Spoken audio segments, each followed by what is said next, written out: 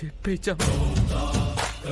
చాలు బాబు, మీరు ఎన్నిసార్లు అడిగినా నా నిర్ణయం మారదు.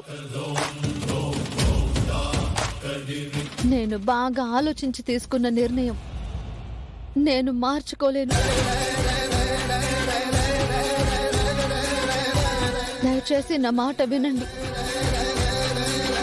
నేను మీకు తగను. మీకు ఆల్రెడీ నిషమ్మతో నిశ్చితార్థం అయిపోయింది కదా. మీరు నిషమ్మనే పెళ్లి చేసుకోండి. మీ స్థాయికి ఆవిడే కరెక్ట్. స్థాయిని నేను ఎప్పుడన్నా చూసానా? తెలిసి భలేగా మాట్లాడుతున్నావు. నాకు నిషా కరెక్ట్ కాదని నీకు తెలుసు. నేను మళ్ళీ చెప్తున్నాను, నిన్ను నా భార్యగా చేసుకొని ఆ ఇంటికి గర్వంగా తీసుకెళ్లాలన్నదే నా కోరిక. ఇంకా మీరు వినరా బాబు?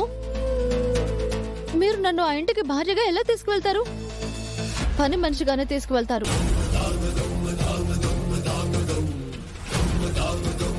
నీ మెళ్ళలో నేను 3 ముళ్ళు వేస్తే నా భార్యవి కాకుండా పని మనిషివి ఎలా అవుతావు?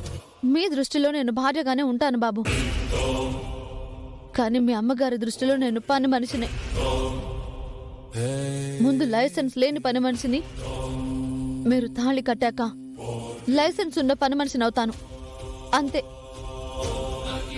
అలా ఎందుకు అనుకుంటున్నావు చా? నేను ఉంటాను కదా. అన్ని వేళలా మీరు నన్ను అంటి పెట్టుకుని ఉండరు కదా బాబు. మీ అమ్మగారికి ఇష్టం లేని పెళ్లి మీరు చేసుకున్నందుకు ఆవిడ నన్ను మామూలు టార్చర్ పెట్టరు. ప్రతిరోజు నాకు నరకాన్ని చూపిస్తారు. అవన్నీ పడే కంటే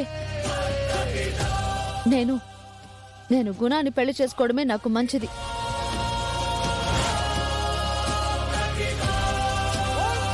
వాళ్ళింట్లోనూ నన్ను నచ్చే అడిగారు కాబట్టి నాకక్కడ రెడ్ కార్పెట్ వేసి స్వాగతం పలుకుతారు.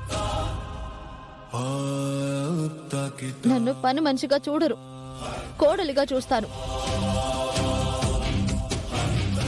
ఈ కోడలికి ప్రత్యేక హక్కులు ఇస్తారు. నాకదే కదా బాబు సుఖం, ఇది కాదు కదా. నేను చెప్పాల్సిందంతా చెప్పాను బాబు, మీకు అర్థమైందని అనుకుంటున్నాను.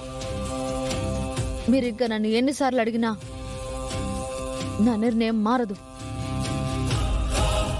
ఇంకా నన్ను అడక్కండి.